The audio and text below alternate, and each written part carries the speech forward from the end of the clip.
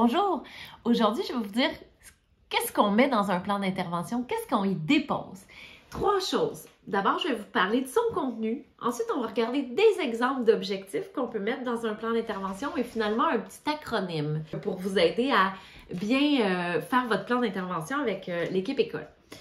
Alors, d'abord, dans le contenu, qu'est-ce qu'on dépose? C'est plus ou moins trois objectifs qu'on va tracer, qu'on va écrire, avec des moyens pour y arriver. Et bien souvent, les personnes ressources qui vont s'engager dans le processus pour atteindre la réussite des objectifs.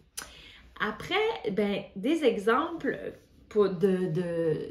d'objectifs à mettre en place. Si j'ai, par exemple, Sacha s'améliorera en lecture, c'est non. C'est beaucoup trop vague, beaucoup trop flou.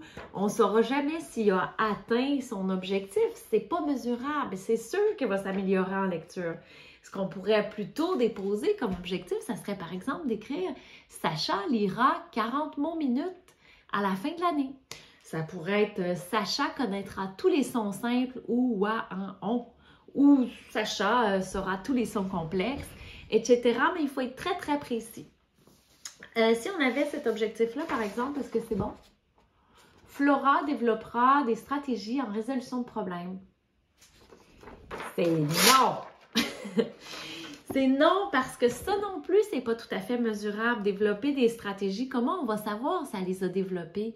Par ailleurs, si je dis Flora obtiendra la note de passage en résolution de problèmes, ça c'est une autre chose. Ou Flora aura 69 et plus en résolution de problèmes, c'est-à-dire on va la sortir de la zone des élèves à risque.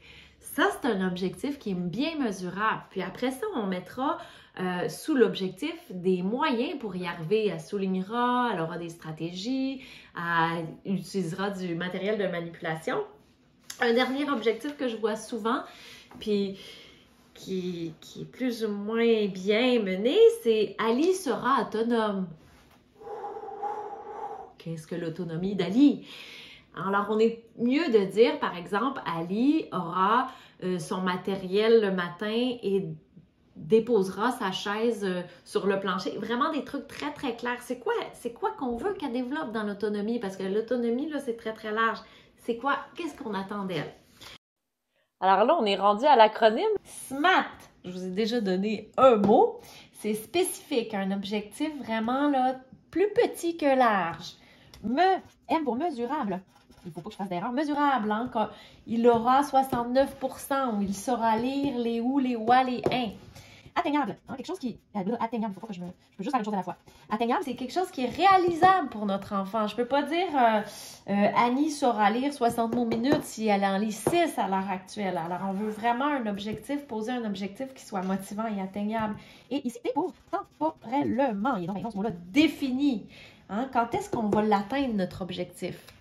Alors voilà, c'était la fin. Si ça vous a inspiré, si vous avez des commentaires, si ça vous a solidifié pour votre prochain plan d'intervention, écrivez-moi. On va être trop content de lire vos commentaires.